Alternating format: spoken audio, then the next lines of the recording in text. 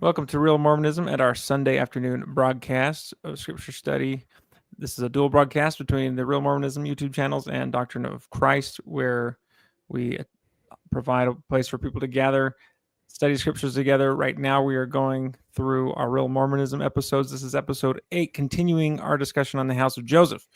So last time we set up a lot talking about Joseph, etc., a lot there.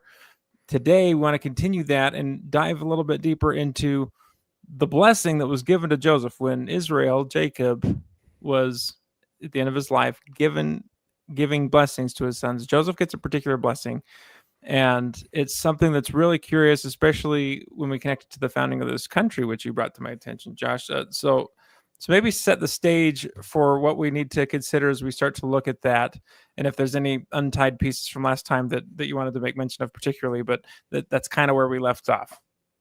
Yeah. Now, say that again because I didn't catch where you were picking it up.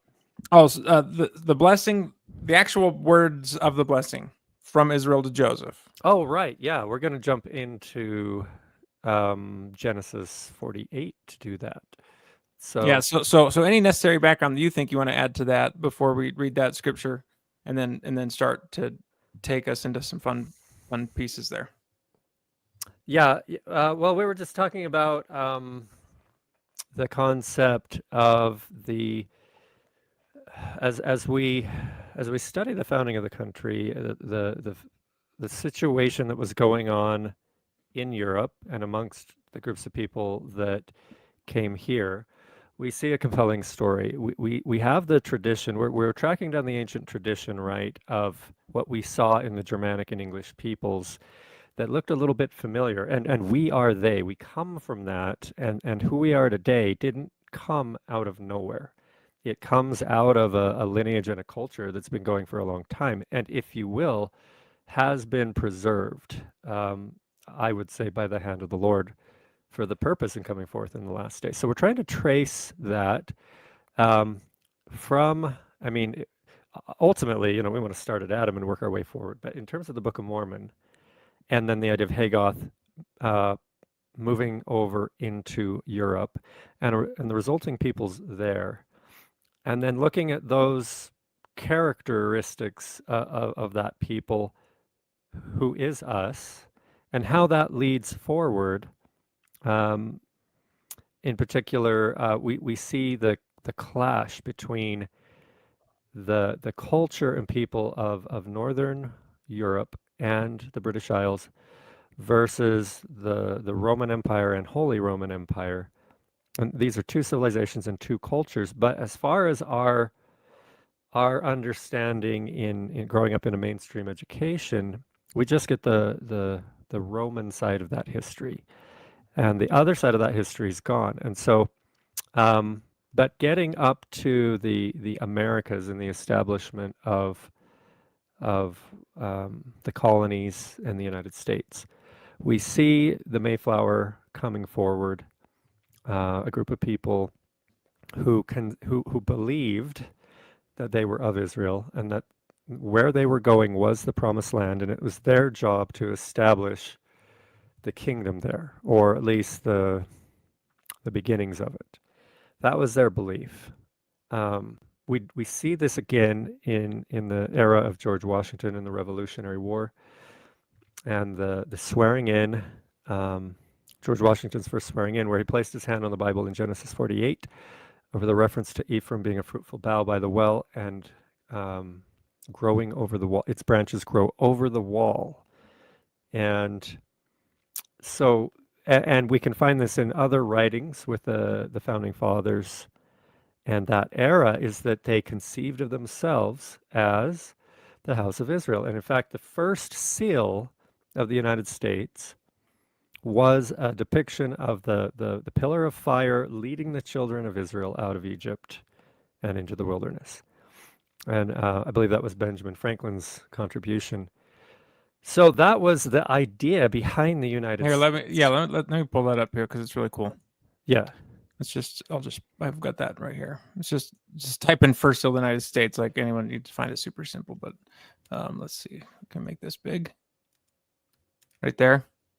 So we see the pillar of fire here. We see Israel. We see Egypt, or the Egyptian army, drowning in the Red Sea. Mm-hmm. Or here. Anyway, that I was trying, made it bigger, but it didn't follow me to the next screen. I clicked on it anyway, but it's right there. You see pillar of fire, Israel, the Egyptian army. Anyway, that's a lot of fun. Let's. Do you have that scripture to pull up, or want me to pull that up real quick? I don't. So Genesis 48. Let's here. That's okay. I got it right here. Genesis 48. And Joseph.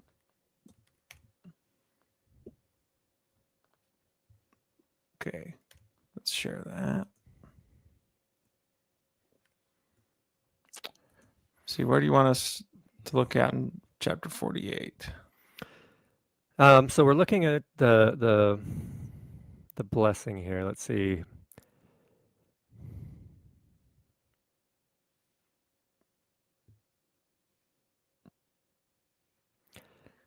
This is so Joseph And he blessed Joseph.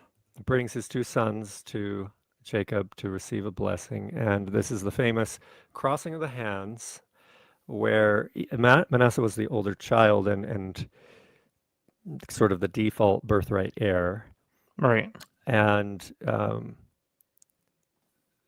Jacob, crosses his hands over and symbolizing that the birthright will go to Right here. Israel stretched forth his. Where'd that go? Right Oh, yeah. Right. Stretched forth his right hand. So the right hand indicating this will be the birthright child. And laid it upon Ephraim's head, who was the younger, and left his hand upon Manasseh's head, guiding his hands wittingly or knowingly. For Manasseh was the firstborn. And so Joseph's reaction, well, let me just read it. And he blessed Joseph and said, God before whom my fathers Abraham and Isaac did walk, the God which fed me all my life, long unto this day. Go ahead and keep. Let's get into 17. Joseph saw his father's hand was crossed. Yes. When Joseph saw that his father laid his right hand upon the head of Ephraim, it displeased him. And he held up his father's hand to remove it from Ephraim's head unto Manasseh's head. And Joseph said unto his father, Not so, my father, for this is the firstborn. Put thy right hand upon his head. And his father refused and said, I know it, my son, I know it. He also shall be a people, and he also shall be great. But truly his younger brother shall be greater than he, and his seed shall become a multitude of nations. Now, AKA shall be Gentiles.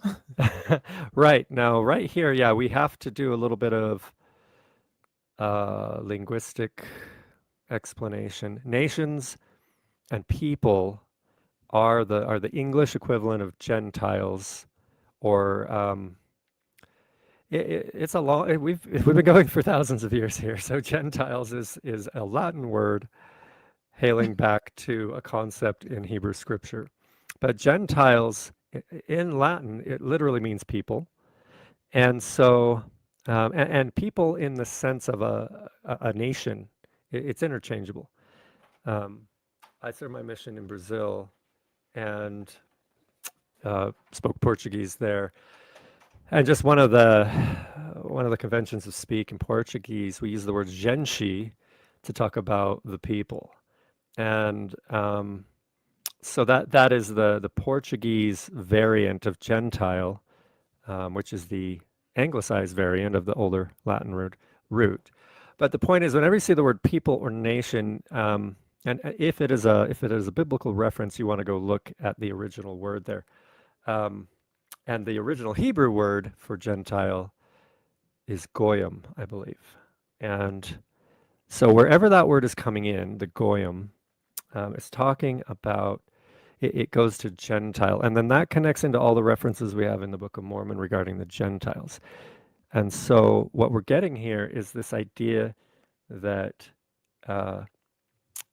Manasseh, if you kind of put the whole story together here, Manasseh's the older child. He's supposed to have the birthright, and Jacob, who obviously he has a knowledge or some vision of the future and what this looks like as far as his posterity through Ephraim and Manasseh, right? He sees that Manasseh, I mean, Manasseh's not unworthy here, right? It's not like he doesn't get the birthright because of choices that he's made in his life and so forth. We'd see that between Jacob and Esau, possibly. Um, but that doesn't appear to be the case here. It appears that Manasseh is worthy enough and should have the birthright.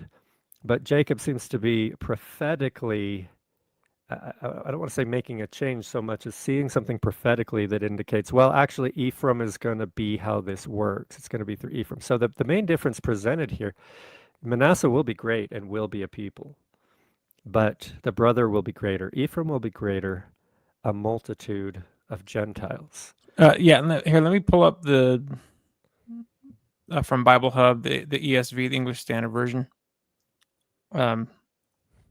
What's interesting about this translation right here? So, nevertheless, younger brother shall be greater, offspring shall become a multitude of nations. And yeah, so that Hebrew word is goyim, the I am being the plural, goyim, nations. But the English Standard, interesting to know about the English Standard Version. It was a very scholarly attempt to consistently translate throughout the Bible using the same word for same word kind of a thing. So even if it wasn't like a perfect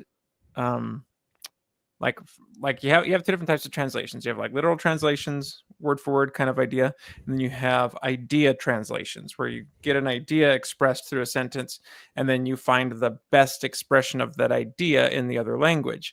Both translation styles are good translation styles, but you with both styles you miss stuff. So this is one reason why using something like other versions, but especially something like Bible Hub or Bible Gateway, etc., but using other versions and understanding what those versions are trying to accomplish can be so helpful. It's what Avraham Gileadi did when he did his translation of Isaiah. He was going to make sure that every word was translated the same way each time it appeared so that you could do the concordance of saying, well, he used this word here. He also used that exact same word over here. And now we can draw a connection between them because he's using those words on purpose. So sometimes you miss a little bit of phrase meaning or sentence meaning or paragraph meaning when you do literal translation. However, what it does allow you to do is find where verses and connections and ideas are supposed to be connected through the word links. Okay, so with that being said, in the English Standard Version, they did multitude here, just in terms of their own consistency, but they're really good about making notes of other good translation options for that word. And if we click on that here, this is where I want it to blow our minds.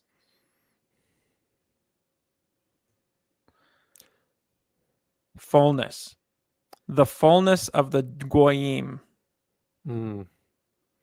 They shall become fullness of the Gentiles. Where have we heard that phrase? It's just don't have a lot of time to go into that now. I just wanted to point that out because we're talking about how nations is equal Gentiles, and he didn't even just say Gentiles, and he didn't even just say multitude in terms of great, because it also means that. But this fullness idea, which appears in the Book of Mormon and Doctrine and Covenants, as pertaining to the last days, is also significant. So I just wanted to point that out. Yeah. Anyway, so let's go back. So he's blessing Ephraim with this seemingly firstborn blessing. Well, and so we have a multitude of Gentile nations, or the fullness of the Gentile nations. And so this is what we're to understand when we talk about Ephraim or Manasseh or any of the tribes or Abraham, or there's the individual story, and then there is the prophetic meaning of the resulting peoples that are going to come down the line. And so if you're not familiar with that concept, you can, when reading scripture, especially regarding patriarchs, the statements often you may just read them as applying to the individual at the time, but they are types and foreshadows of the resulting peoples and nations that come from that. So Ephraim shall vex Manasseh, and Manasseh shall vex Ephraim, is an Isaiah statement, which is talking about these tribes down the line interacting with each other. And so we actually have this in the story of Jacob and his sons. The whole thing is an allegory. So Jacob had 12 sons, right? And the second to last one, Joseph, his first son born from Rachel, and the coat of many colors is given to him, which has reference to birthright and priesthood. And what happens? So when you're looking at the story that happened to the literal Joseph, but then looking at the resulting mystery or prophecy being revealed in the story, Joseph his brothers were jealous of him. He was sold into slavery into Egypt. But later, Joseph is the salvation of his father's house. So we see the basic elements here that Joseph is separated off from the family and lost in the world to the point where they have no idea what happened to him or where he is or if he's even alive. And yet Joseph he goes through a series of experiences and whatnot, but he becomes the head of the nations. He becomes the head of the nations. And then in the crisis that ensues, this 7 years of famine, plenty, and 7 years of famine, which is also a foreshadowing of a crisis in the last days. Joseph is prepared, and Joseph is the salvation of his father's house. Now, we're going to see that in the text here as we jump back over to Genesis, because it has it all right there. Let's see. I'm going to go back to the James, King James. Yeah. It's fine. Let me do that. Here's King James.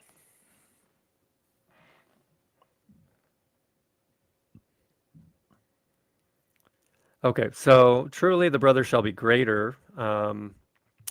His seed, and here, isn't it interesting that we don't even have to understand this idea that the name represents the nation, because it's like his seed, making it doubly literal, shall become a multitude of Gentiles or nations. And he's 20, he set Ephraim before Manasseh. And then let's go down a little more. And we're going to get to... See, we want to go to the next chapter, because it's verse 22 where we have the branch that runs over the wall. Yeah, let's get there. You want to scroll down to there? Yep. Okay, so Dan, Gad, Asher, Joseph. Yeah. So, and it is, again, interesting. We don't get very much on the rest of the tribes. There's a little around Judah. And then Joseph, there's quite a bit. Joseph is a fruitful bough. Now, again, the Jacob 5 allegory of the olive tree, the imagery of the branches of Israel, the trees of Israel, and the intergrafting and so forth that took place. Joseph is a fruitful bough. And again, we have the language of a multitude of nations in the previous verse, whose branches run over the wall. By a well whose branches run over the wall. So we have three things to parse here. One is the fruitful bough. One is the well. Or a spring, better translated. Or a spring. And then the branches that run over the wall. So a lot of people will be familiar with the idea that the wall is the ocean, or the divide between the old world and the new world. So the idea that Joseph's destiny is centered in the new world is really strong here. Although, again, if you were to kind of try to draw this out, there is a well. There's a tree here, right? It's planted by a well, but the branches run over the wall. So we actually have this imagery of Joseph being in two places, or in other words, on both sides of that wall. And so there's a back and forth concept here. as far as the house of Joseph goes. I liked that little Um, drawing you did on the paper with that. Did you ever save that? no, I, don't- Uh, it might be in a notebook somewhere. it was a scratchy drawing, but it's this idea of just this like you might like see with something that's so metaphorical, where it's this tree that has this one branch that's just ungodly larger than the other branches. Like, what is this branch doing? And this tree is next to a well or next to a spring, and then there's this wall relatively close to the tree that's dividing it from the rest of the land, like you'd expect, with farmers' land, etc. And this branch is just like clear, reaching over this wall, which would usually bother the neighboring uh, the neighboring thing, right? And so when you mentioned the founding fathers and George Washington in particular, this was the verse, right, that they had their hand on when he swore in Mhm. the Bible. Yeah, exactly. So at the least, that's how the founders interpreted that and referenced it, right? Well, And and the so, Atlantic Ocean was such a beautiful metaphor, because that ocean was an insurmountable wall, an impassable wall, a wall that, according to Columbus, um, only God said only he could cross it. Only he could unlock what was on the other side, right? yes, And as yeah, we showed, now there's an interesting debate about um, the alleged goodness or badness of Columbus, but regardless, he was a Lombard. He was, by our definition, a descendant of one of the Nephites, um, and so Columbus's own testimony is that God spoke to him and told him that he was giving the key or ability to cross that wall and open up this new land, right? Where the founders, that hmm was their same belief. And if we believe in the Book of Mormon, which of course we do, the rest of the world doesn't, but we see that branch of Joseph crossed over that wall way before then. yeah. Well, the records that we have, as far as the Americas go, every group of people that has been able to come here was brought by the hand of the Lord, and the Book of Mormon reiterates that the, only the Lord brings people or groups here that He wants here, and that's a distinction that I guess I don't. Maybe we don't commonly think of it that way, but this land, geographically, just look at a map of the world. You got these two continents that are set apart from the others, and then statements in the Book of Mormon to the effect of the Lord brings people to this land that He wants here. There's a reason for this land being set apart the way that it is, and so we have the Jaredites brought here by the hand of the Lord. Then we have the Nephites and the Lamanites, or the Lehites, brought here by the hand of the Lord. The Mulekites brought here by the hand of the Lord. Now, probably there are some other groups that have been brought here that we may not have a knowledge of or a distinct understanding of. Um, but the Gentiles were also brought here by the hand of the Lord, beginning with Columbus, who, again, if you study his backstory or his I don't know what to call it, his autobiography. Um, he literally states in his youth that he heard a voice or the voice of God tell him that he held the key to unlock the ocean and only he could turn it. So he conceived that it's my job to get across. Only I can do it. I hold the key. And as history records, he found a way to get across. And so, and as you already said, Christopher Columbus or Colombo, Christopher of the Lombards, came from Genoa, Italy, which was part of the southern Lombard kingdom. Genoa is a Lombardy village or town where that demographic.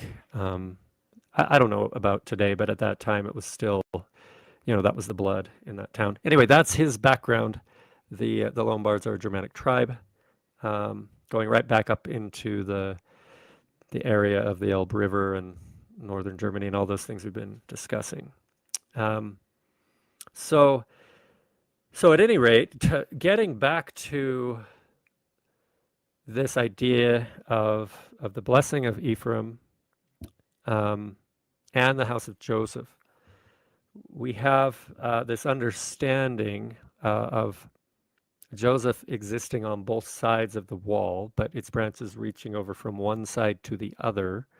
We know, well, we don't understand the lineage directly of the Jaredites, but we do understand Lehi came from Manasseh in the Book of Mormon, and it's believed that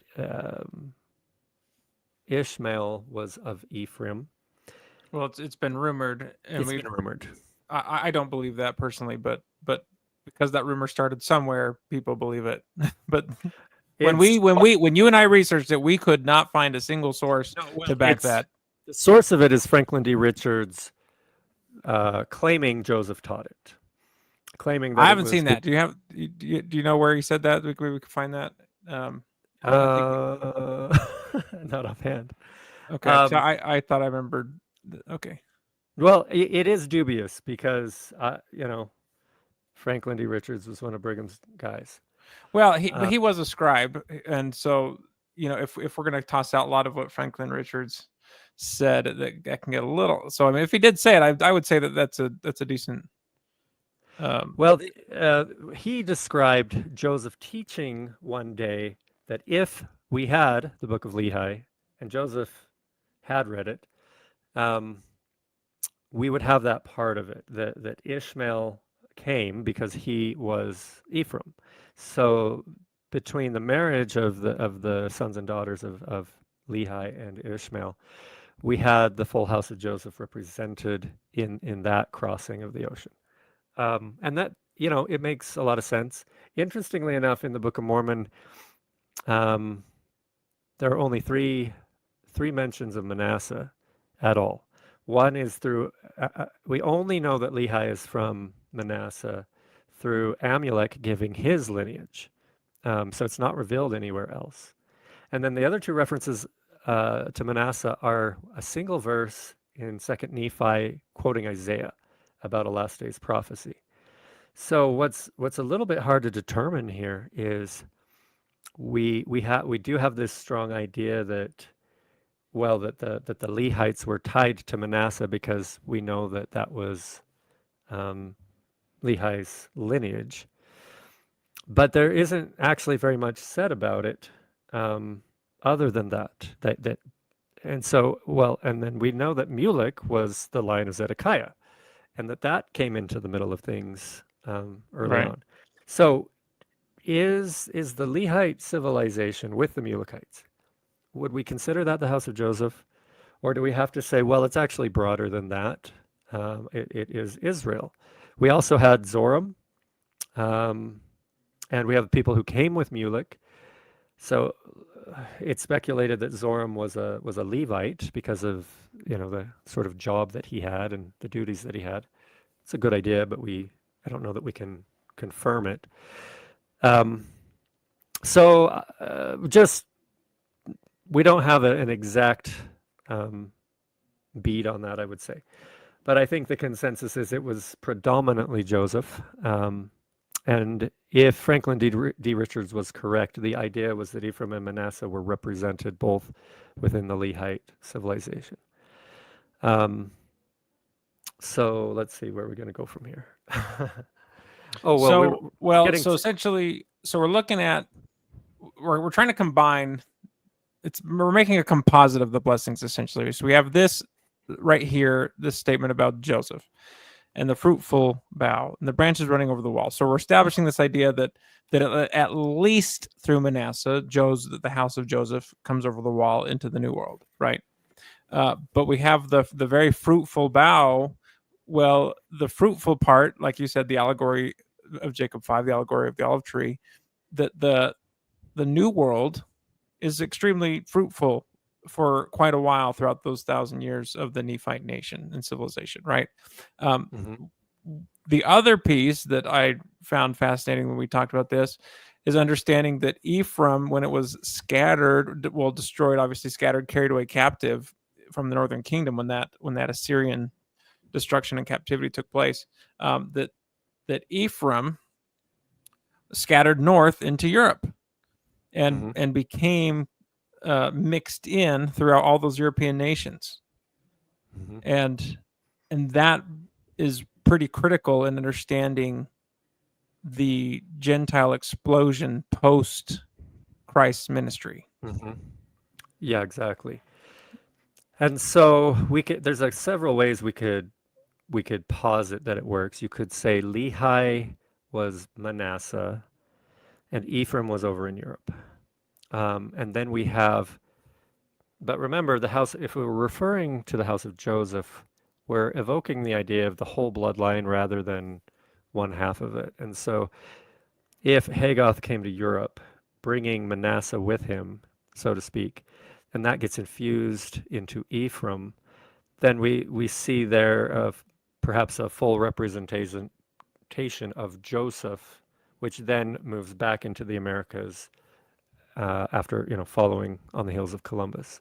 That's one Well, way and to that, look at well, and typically, what I like about that is, I mean, you can argue that Ephraim and Manasseh were mixed in from the beginning through Ishmael through Lehi, and that might be the case. We have 116 lost manuscript pages where much information about Lehi and Ishmael is likely it. Hmm.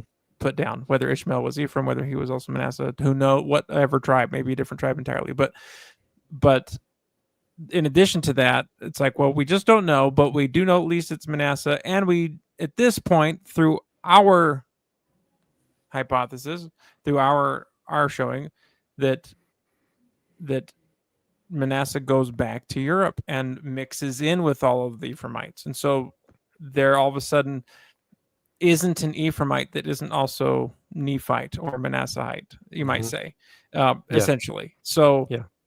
the blood is completely mixed. So now it's just versus Manasseh. And I think that's part of the fulfillment of the prophecy. It's part of it's the latter day fulfillment because Isaiah is fulfilled in multiple Well, iterations.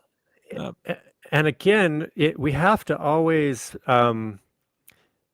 not get stuck in the absolute physical lineage of things. I mean, it is there, but when you think about the branches being moved from tree to tree, grafted in, there's this constant mixing and back and forth, and so the blood or the lineage or the tribe is describing something, I think, more than actual DNA. It's describing a culture or a spirit or something that those people embody.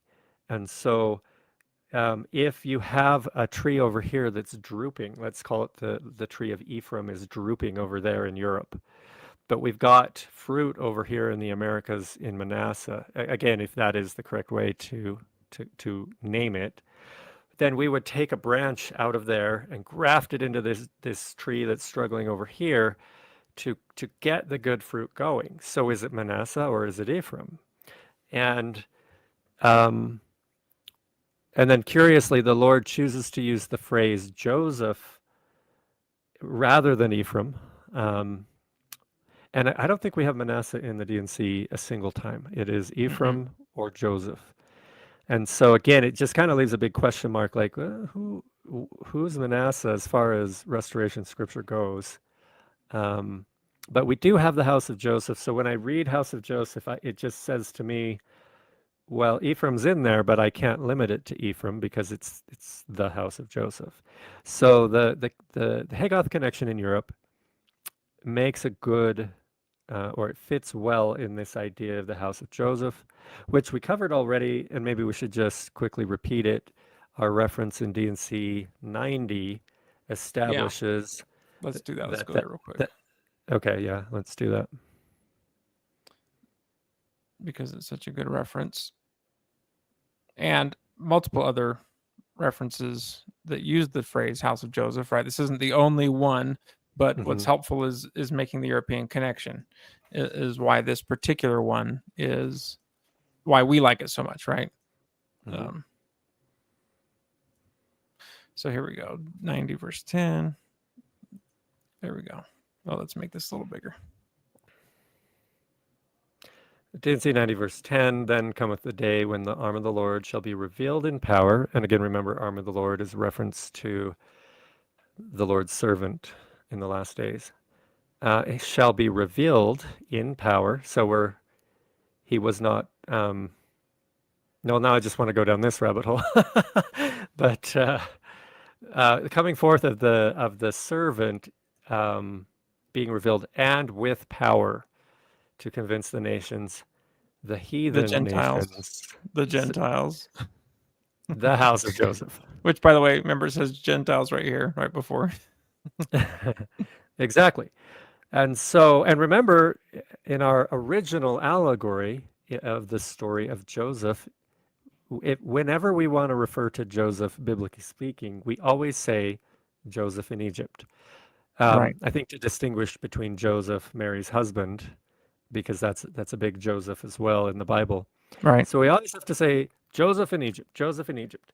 And and the symbolism of that is that Joseph is in the world. He is among the worldly peoples.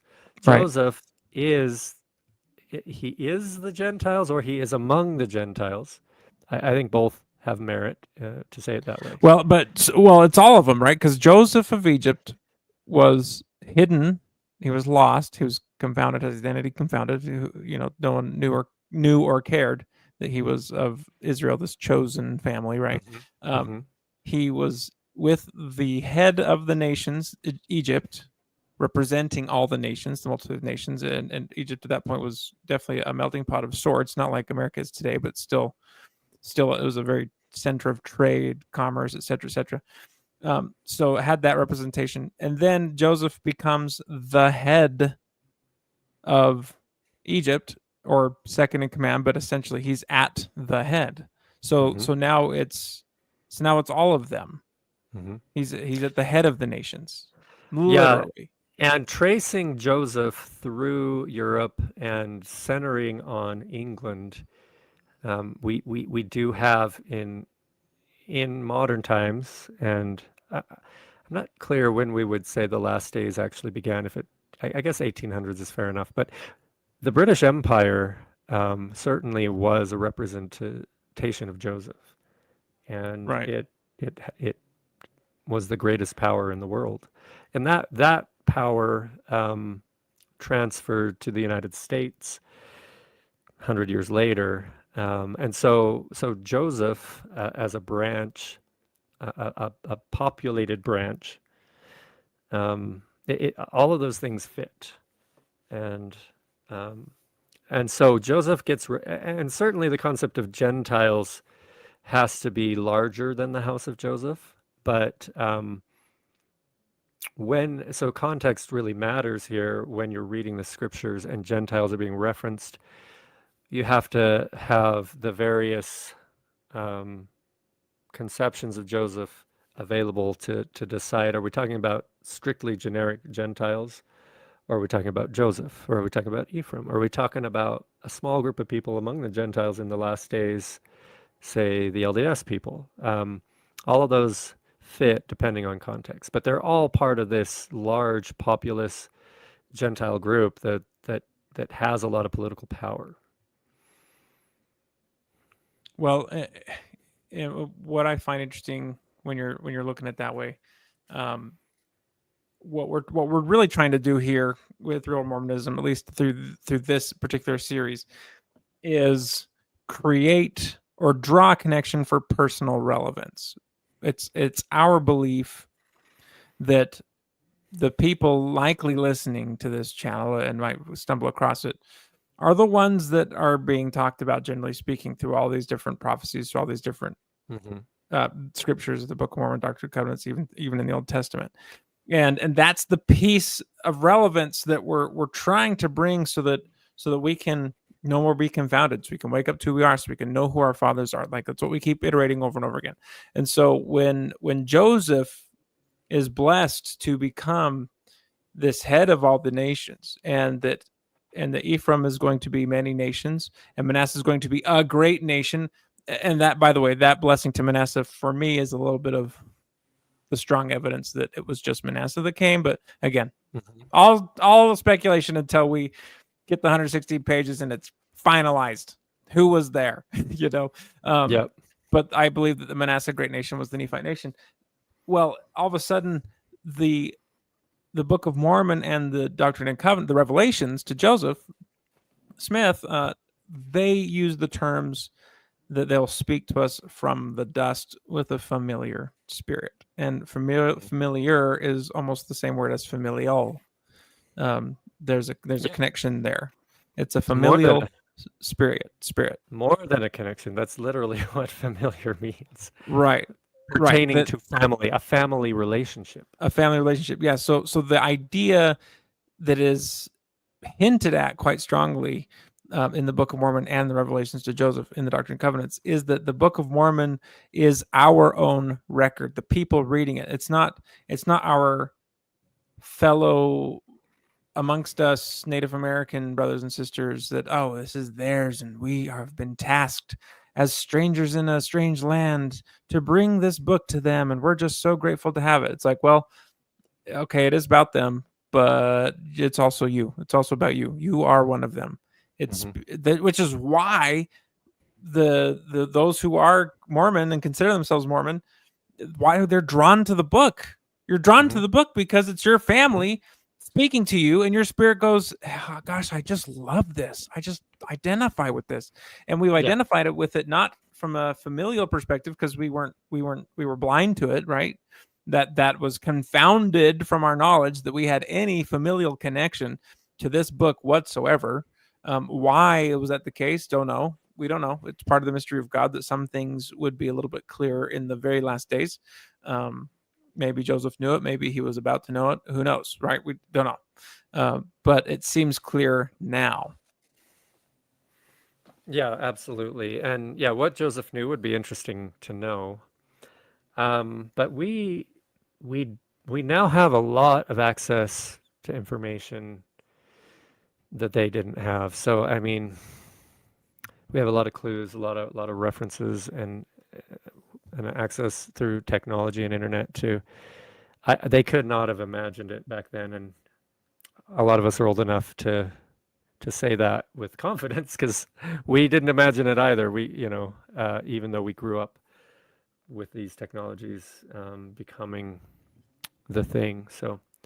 So you mentioned that bit of kind of metaphor with the house of Israel and Joseph being the savior to the whole house of Israel through getting lost in the nations, hmm etc. So let's just tie that just a little bit more plainly, explicitly to what we've established so far. So we've established that the house of Joseph gets lost amongst the nations, that Ephraim gets lost amongst the Gentile nations in Europe, that Manasseh gets just lost to the world hmm over in America, then comes back into Europe through Hagoth and those people, and that their identity gets lost even as Nephites. So over the hmm course of the next 15, 16, 1700 years, that bleeds all throughout Europe, especially into Northern Europe, the Scandinavian and all those Germanic tribal countries, obviously England, Great Britain, which then makes its way back over to America, still in a sort of hidden identity. Now there was oral tradition that helped pass this down, so that by the time the founding fathers, well, starting back to the Pilgrims, that they had this kind of belief that they're this chosen people of God to go to this promised land. And whether did they have an understanding? I can't remember if you mentioned if they had any understanding of being connected to Joseph at all. I can't remember if you mentioned that. But we know that the Uh, founding fathers did. yeah. Well, I don't know specifically. Obviously, Washington and the Genesis 48 reference. That's a tie 49 reference, yeah. exactly to Joseph. Um, Well, that's what's and interesting is that at some point they had that inspiration, whether it was passed down as a yeah. tradition from the time of Well, the Pilgrims, well, or at we some also point know. that just happened. Yeah, we also know um, the founding fathers, and this they didn't invent this. It would have had a legacy before them. In studying for the Constitution, they referenced the Greek Republic, the Roman Republic, and the Anglo-Saxons, whom they viewed as Israel, their parents, and a group of people to study if you wanted to understand how to create a constitutional republic. So that again, that knowledge, that idea. I mean, if you grow up in public school today, you don't even know what a republic is. You don't Right. know, you, let alone that this group of people called the Anglo-Saxons had anything to do with that sort of government or had any Right. government at all. Like it is lost. And yet we see that that was a strong, that was one of the big three references in the formation of the Constitution. Or in other words, I mean, we had the Greek and Roman records were not lost. We still have them today. And they did have republics associated with them. And so study that. What we're missing today and what they seem to have had more access to then is the understanding that the Anglo-Saxons were also such a people who possessed that kind of knowledge, and more importantly, we directly descended out of that. So they were upholding the traditional wisdom of their fathers in this regard. So the fact that we see it amongst the Mayflower Pilgrims or amongst the founding fathers, it's not novel that they just stumbled on that out of thin air. This was something that they were founded in, and but it's lost as to exactly how they understood it at the time. Gotcha. So to continue with that idea, a lot of people today, particularly Latter-day Saints, understand the idea that the United States is like Egypt of old, and not only Mm-hmm. like Egypt, but in actual prophecy, when it says Egypt, assume United States, Mm-hmm. in a lot of cases, or in most cases, if not all cases, and so we have the modern Egypt, we have the hidden Joseph identity, or the hidden house of Joseph identity here Mm-hmm. in this nation, Mm-hmm. mixed all throughout the nation, but also to be about to become the head of the nation. Like those that believe who this Davidic servant is Mm-hmm. or was or whatever, that's a big part of this as well. So at some point, this group of people that is House of Joseph is meant to be a spiritual head to help wake up and save Mm-hmm. uh, not only their own house of Israel, but also the Gentile nations, because that's what Joseph did. He saved the Gentiles and he saved the house of Israel. He saved both. Mm-hmm. Yeah, another little aside in all this, in one of our DNC, Ephraim references the Lord tells the 1830 church that the rebellious among them was not the blood of Ephraim. So introducing a Yeah, you section know a 64. layer. Let me pull that one up real quick because I like that one. When we're looking at Ephraim references, like you mentioned, we don't see the name Manasseh ever mentioned, but we do see Ephraim quite a bit. Mm-hmm. So here it is in section 64. For verily I say that the rebellious are not of the blood of Ephraim, wherefore they shall be plucked out. Now, this is in reference to the establishment of Zion, Mm-hmm. uh, Mm-hmm. the rebellious being cut off out of the land of Zion and be sent away, for they're not of the blood of Ephraim. The Lord requires the heart and the willing mind. The willing and obedient shall eat of the good of Zion in these last days. So, so this Yeah. is kind of what I like about this verse is it goes back to what you're always harping on, which is like the spiritual definition of Nephite, the spiritual definition of Israel, the Mm-hmm. spiritual definition of what it is to take upon you the name of Christ. And all these Mm-hmm. names are being of the seed of Abraham. All these names are meant to be compiled into the same line, that to be one is to be any of them because they are one with each other, right? Mm-hmm. And I like that about this verse, which precedes this other piece here, where it's like, this is who real Israel is right here. Mm-hmm. Someone who gives the Lord their heart and a willing mind and are willing to Mm-hmm. obey all of his words, and they'll eat the good land of Zion. And then he contrasts that to the rebellious being cut off. And by the way, they're not the blood of Ephraim. And it's interesting, like you're saying, he doesn't say they're not of the blood of Israel, because this particular group of people that we are talking about is House of Joseph. Mm-hmm. Mm-hmm. And Yeah. that's what's just so awesome about this. Yeah. Also, just by the way, a couple sentences later, he specifically says, "And the head of these people, the apostles and prophets, are liars and hypocrites, and they shall be known." Oh yeah. Yeah. Yeah. Yeah. So This one's loaded, right? But Yeah, loaded stuff here. I got a little ahead of myself with this one down here, um, but well, we're really looking at it's these verses here. it it is fascinating because I would bet, as far as DNA goes, any of the people in question here are going to have some tie back to Ephraim. Like we're really mixed up as far as DNA goes. This many Right. millennia from Adam, but so the blood of Ephraim here.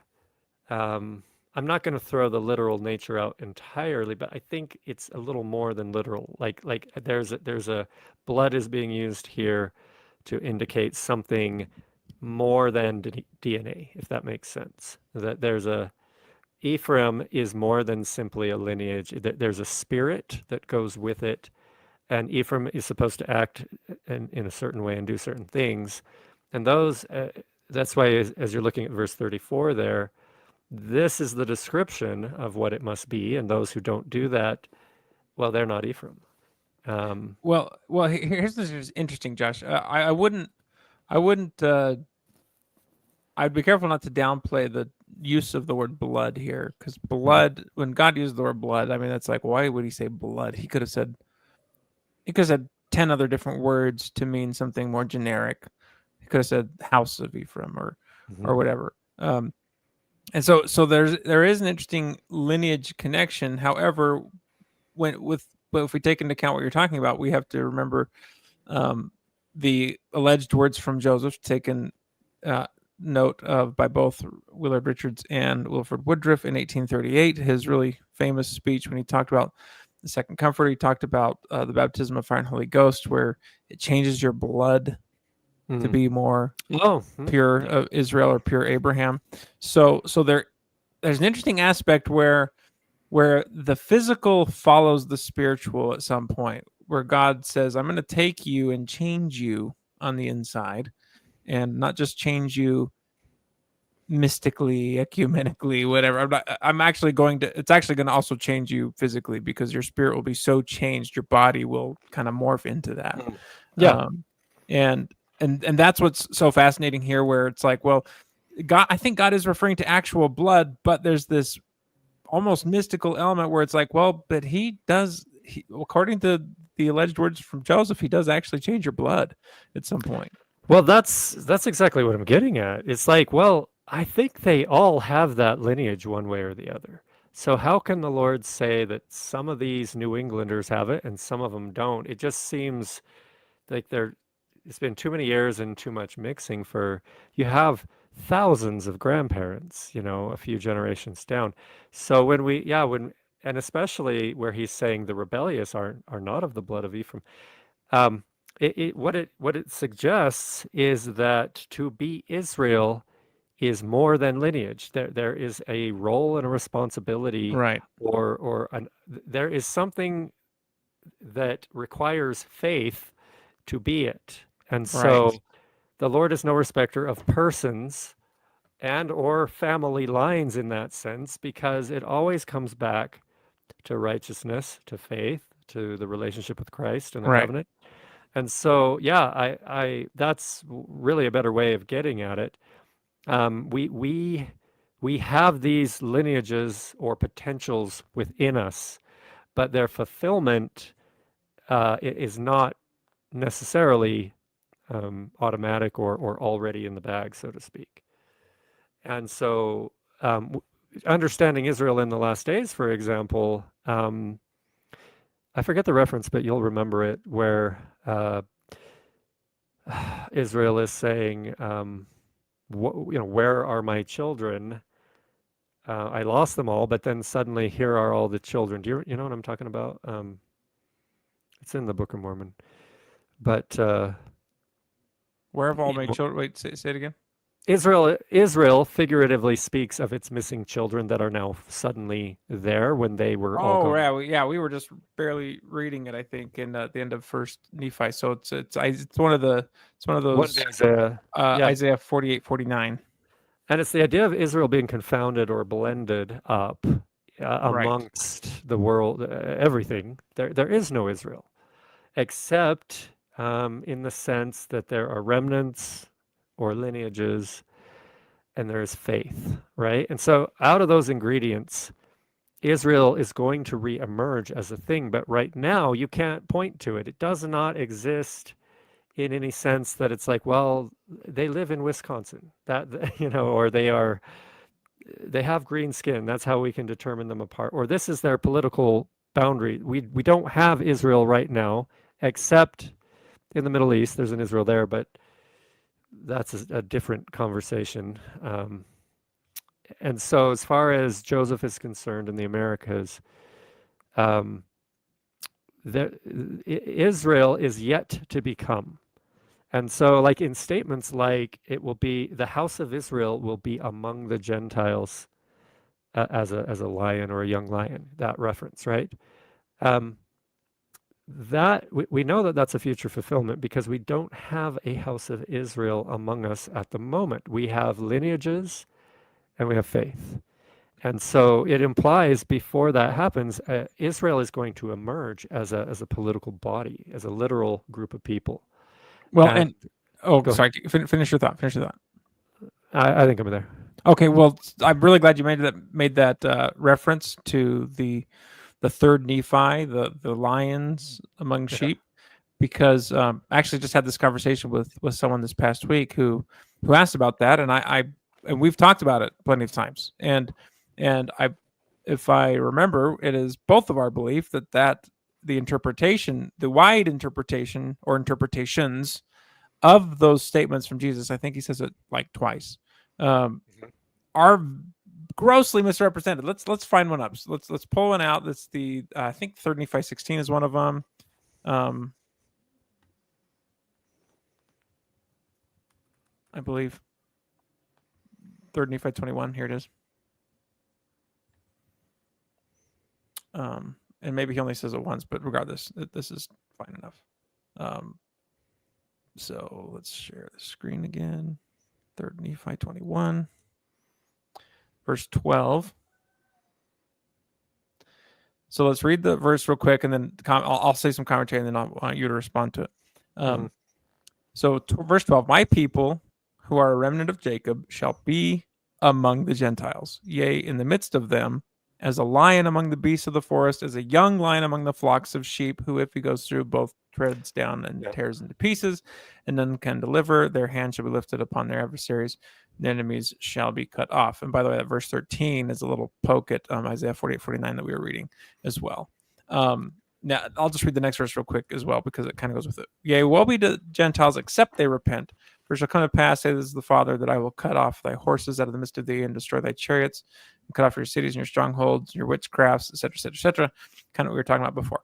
Okay, typically speaking, most Book of Mormon readers and believers that read this verse are thinking, okay, so the South Americans are going to come through and just wipe out and murder all the Americans, because that's what this is saying. Or other immigrants that are considered quote unquote House of Israel are going to come through, and Native Americans, whatever, they're just going to rise up and kill Whitey. They're going to invade. You know what I'm saying? Like, there's like this idea that this murderous wiping out is going to happen, and it does seem like that. You think of a lion going through sheep, shredding them and tearing them into pieces. Like, yeah, that's like the literal destruction. And I don't have a problem when you take that piece of the metaphor and try and say that. But here's where my problem is. My problem is that Jesus says, my people. And Jesus's people are not a murderous, destroying people. They're not. That's not them. So, and also they have to be his people. Right now, the groups of people that people are supposing will do this are not, except they're not converted to Jesus. They're not his people. So it cannot be the groups of people by scriptural definition that they're saying. They're like, oh, but they are blood, but that's the bloodline. No, it's more than blood. Like you said, it's spiritual. For Jesus to say my people, it's people that have him at their head. It's people that have him in their heart, like we just read in section 64, right? There's another piece here. It says that my people who are remnant of Jacob shall be among the Gentiles. Now, here's the double standard, because we have 2nd Nephi chapter 3, where Joseph's seed shall be among them. And we say, oh, that means it has to be the Lamanites because it's among them. And other people have argued, say, well, no, it just means the Gentiles that are around them. But we've come through real Mormonism to say, well, no, Joseph, the Josephites, the Nephites, the Jacobites, the Zoramites, they are among the Gentiles, meaning they are Gentiles. So to be consistent with the definition of among the Gentiles throughout the Book of Mormon, among the Gentiles doesn't mean in between them, but not Gentile. It means that you are a Gentile. And that's why you are among the Gentiles. You are of the Gentiles. In other words, and my people who are a remnant of Jacob shall be of the Gentiles. Yea, in the midst of them as a lion among the beasts of the forest. So we're talking about this same house of Joseph people that are Gentiles, first of all. Second of all, we have a reference in Alma at the end of 14. Here, let's just go there. Let's go to Alma. Was I Alma? The same notion. 3, 4, 6, 8, 9, 10, 11, 12, 13, 14. Alma and Amulek. Right at the end. They are delivered from the prison. The prison falls and destroys their captors, however many dozens there were, who knows how many there were. There's a bunch of them. And it's the beginning of the judgment upon the people of Ammonihah, who are murderous and they're terrible wicked. So they heard this great noise coming from the prison. They gathered by multitudes to know the cause of it, and they saw Alma and Amulek coming forth out of the prison, and the walls thereof had fallen to the earth. They were struck with great fear and fled from the presence of Alma and Amulek, even as a goat flees with her young from 2 lions. And thus they did flee from the presence of Alma and Amulek. Jesus' reference here is the same spiritual reference that Mormon makes here in Alma. By the way, this is Mormon's commentary. Mormon lives after Jesus. Mormon's read the words of Jesus. Mormon understands the words of Jesus. Mormon understands that when Jesus says that these Gentiles will be like lions among sheep, and when Mormon's making commentary about the story of Alma and Amulek, he uses that same imagery to describe Alma and Amulek as lions. These are spiritual lions, not physical lions. Alma and Amulek didn't actually physically destroy those people in that prison. God did, but they were the spiritual ones that were the lions that kind of precipitated that because how they were treating them, right? So when we go back, and this is again connecting to this whole idea of House of Joseph, who we're supposed to be, what we're supposed to do, it's understanding our spiritual calling to wake up and to become lions, to become kings and queens of the Gentiles, which is what we read about. Mm-hmm. Well, we read it on the Doctrine of Christ channel. We didn't do it on this channel so much. Yeah, and specifically the word or the phrasing here, remnant of Jacob, is obviously Jacob is Israel, and Israel is the 12 tribes, and so that is a really broad term as far as who it applies to. It applies to the entire house of Israel. So, or well, obviously it's a last days remnant of it. But this just speaks to the misunderstanding of, and enforces this tradition that we have of excluding ourselves from Israel and pointing to other groups of people, say, well, they're Israel, we're not anything, and in reality, like it. You will hear this often said that it will be the Lamanites that will be among the Gentiles as a lion. It doesn't say that. It says a remnant of Jacob, which has a very different meaning. And so, but to your point, what it does look like is that it's not that many individuals that are going to do this. It looks like well, the 1830 church in its prime was basically about 2 years, right? You had Joseph and the initial families that were part of the original group. Then you had Sidney Rigdon and his Campbellite followers who formed the backbone of the church when it was actually Zion or very about to become so. Right. And how many people was that? It was about 1,000 people.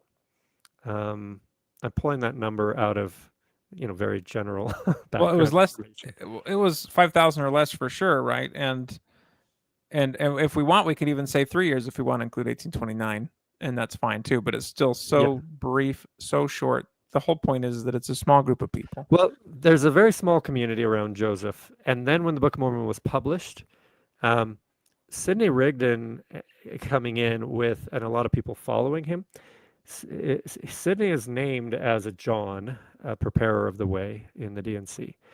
And when I believe about 2,000 Campbellites eventually joined the church, which all stems back to Sidney. And it was spread over a number of years. So by 2 years in, I don't think every Campbellite convert had come. That's kind of why I picked the number 1,000. But let's just say it was 2,000. At any rate, that was enough people to bring forth Zion. That it didn't take any more than that. And the Lord in Section 84 in 1832, they've been officially organized for nearly 2 years, and already the Lord is telling them, okay, you guys haven't brought forth the kingdom, and so I'm putting you under condemnation. In other words, this was supposed to happen pretty quickly, and it wasn't a very large group of people. So again, the phrasing to me is curious. My people, who are a remnant of Jacob, I don't think it's that big of a group at this point because it has to have a starting place and not everybody converts Right. at once.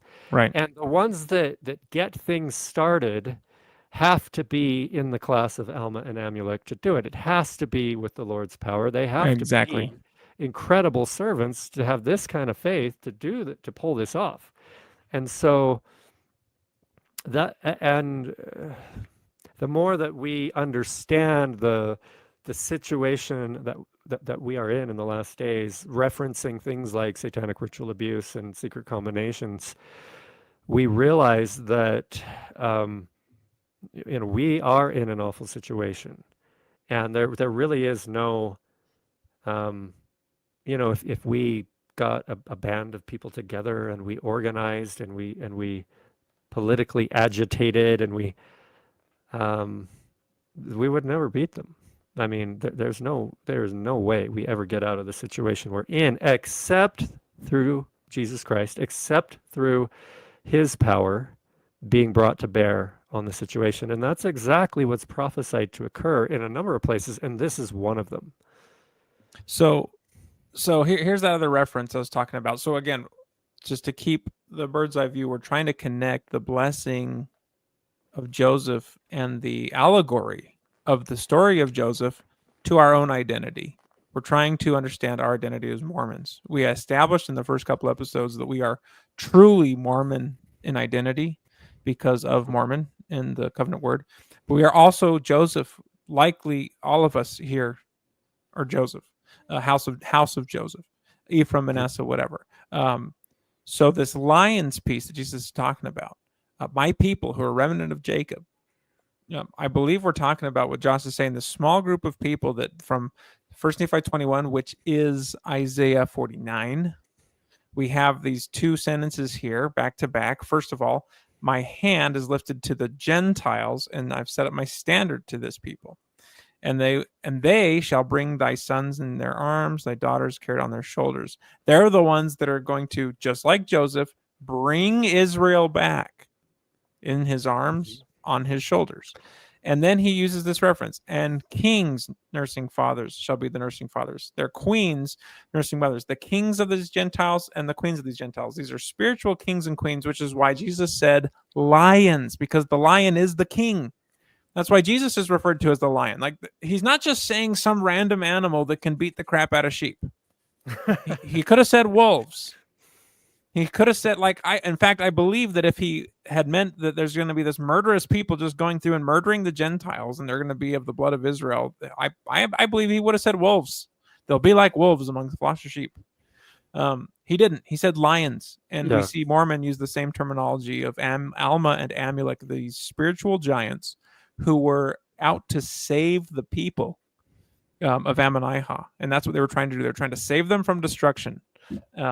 And so we have this reference here that Nephi put in from Isaiah, that these kings, these lions and these lionesses of the Gentiles, who are these spiritual giants, thanks to the grace of God and through his son Jesus Christ, to be adopted as his sons and daughters, will go through and help save these people. So I would personally recommend those who want to understand that 3 Nephi 21 reference to cross-reference that to this 1 Nephi 21 reference right here, and also that Alma 14 reference, and put those three of them together, tie them with a little bowstring, and say that's the meaning of what Jesus is saying. And that's who we are called to be.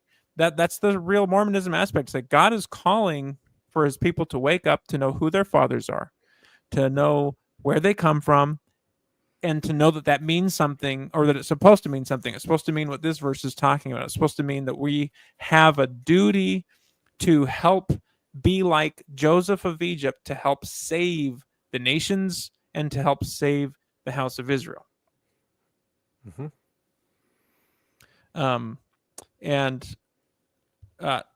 So from my perspective, that was about what we were intending to encompass.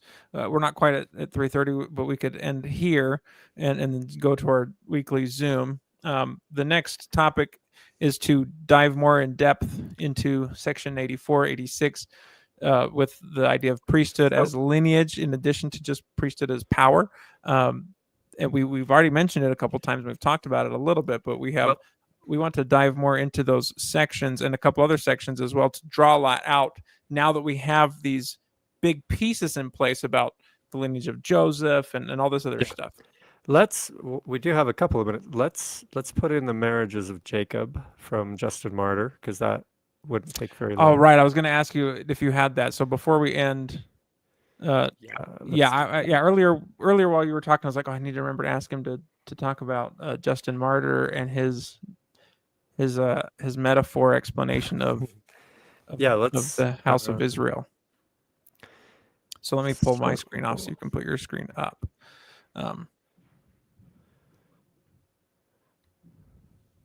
Now this is going to get like, I don't.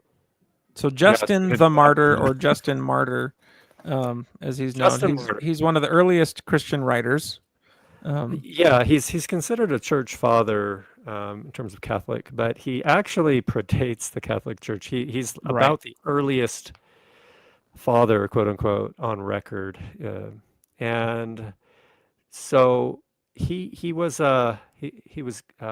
Greek, I believe, and a follower of Plato, Socrates, or Aristotle. I cannot remember which it was, but one of those guys.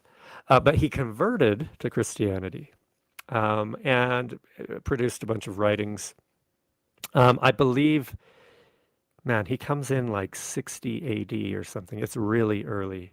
And he's an early convert to. I want to say it's Jesus. More like 100 or 110. I thought it was post 100. Yeah, it's probably I think that's it. And so he's, man, if John lasted up until 90, this is only 20 years later that this is coming in. Right. So, he's purported to be born around 180. Okay, yeah. So and to be converted around the age of 130. Yeah, but this is prior to the formation of the Catholic Church properly.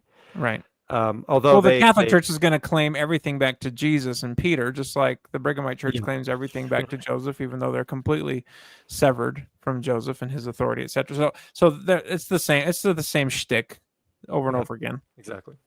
Let's zoom in on that. It's pretty tiny. You can't see that on screen. If you can get that up to like 175 or something, might be helpful. Will do.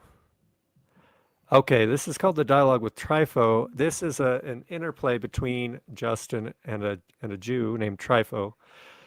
Maybe just And a little bit more. Still a one little more. small on the screen.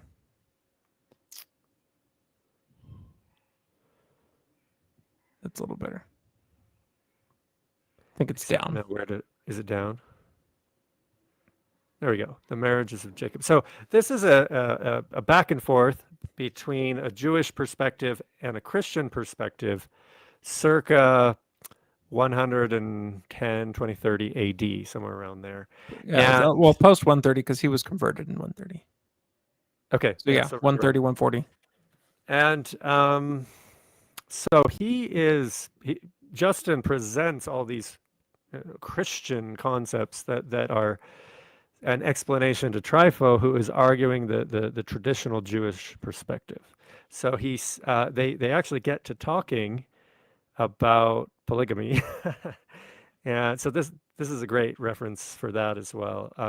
But okay, the marriages of Jacob are a figure of the church. So if then, this is Justin speaking to Trypho. If then the teaching of the prophets and of himself moves you, it is better for you to follow God than your imprudent and blind masters, who even till this time permit each man to have 4 or 5 wives. So the imprudent and blind masters are the rabbis of the Jewish people that Justin is talking about. Even until this time, permit each man to have 4 or 5 wives. And if anyone see a beautiful woman and desire to have her, they quote the doings of Jacob, Israel, and of the other patriarchs, and maintain that it is not wrong to do such things, for they are miserably ignorant in this matter. For, as I before said, certain dispensations of weighty mysteries were accomplished in each act of this sort. So, in other words, what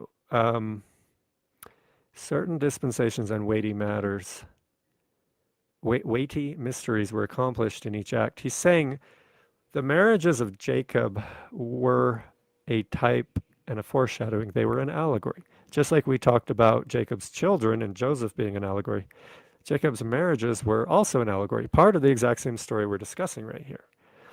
For in the marriages of Jacob, I shall mention what dispensation and prophecy were accomplished, in order that you may thereby know that your teachers never looked at the divine motive which prompted each act, but only at the groveling and corrupt passions. Attend, therefore, to what I say. The marriages of Jacob were types of that which Christ was about to accomplish. For it was not lawful for Jacob to marry 2 sisters at once. He served Laban for one of the daughters, and being deceived in the obtaining of the younger, he again served 7 years. Now, Leah is your people and synagogue, but Rachel is our church. And for these, and for the servants both, Christ even now serves. For while Noah gave to the 2 sons the seed of the third as servants, now, on the other hand, Christ has come to restore both the free sons and the servants amongst them, conferring the same honor on all of them who keep his commandments. Okay, so I think we're far enough in here. The idea here is Leah is your people and synagogue, but Rachel is our church. So the way we put this together, Judah came from Leah. Joseph came from Rachel. So when we say Leah or Rachel, we're referring to either Judah or Joseph. But when we refer to the women or the mothers, we're referring to the churches of the people rather than the people or the lineage or so forth.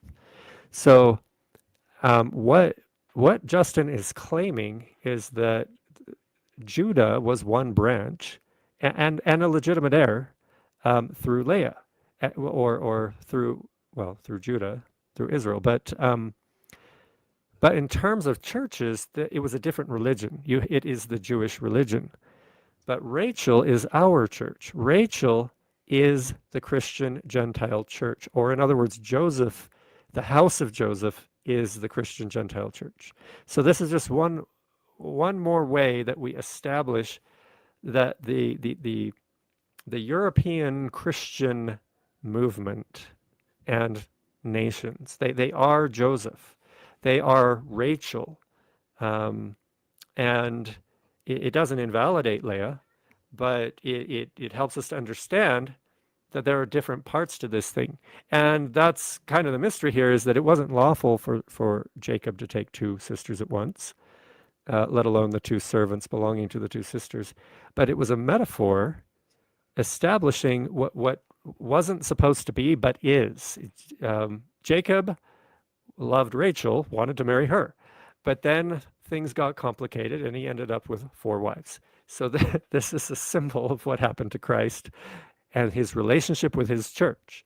It isn't as straightforward as it was intended to be, but that's life. There are these different groups, and we have to understand how they relate to each other. And so the house of Judah, or the tribe of Judah, and the synagogue of Leah are one side of this.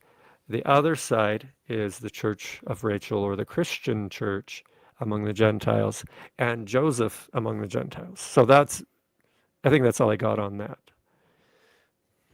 Yeah, that's a great piece to add to it as we're trying to understand the bigger picture. And I think we'll probably get more into that in a later episode as we're tying things further back into Jacob and Isaac and Abraham, because there's more there that expands, and I think starting from the bottom and working our way up really expands our knowledge and our understanding. And so again, next week we'll continue coming down the line through history, understanding this idea of lineage and this idea of priesthood lineage, not just priesthood power, that the Doctrine and Covenants, the Revelations of Joseph Smith kind of lays out. And so we'll take a look at that. But join us over, if you'd like to, for our after chat over on Zoom. We'll post the link here in the chat comments, and then you're welcome to come hang out with us over there and talk more either about these things or other things, etc. It's a lot of fun to hang out together. Yeah, I'm pulling that link up. Give me just 1 second. I guess I never learned to do this before we get to this moment.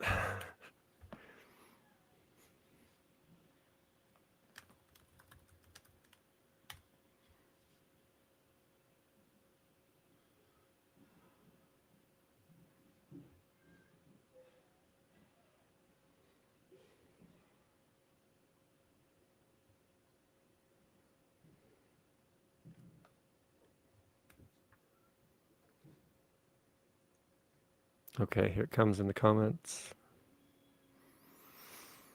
There it is. Okay. So we'll see you over there if you'd like to join us for some chat.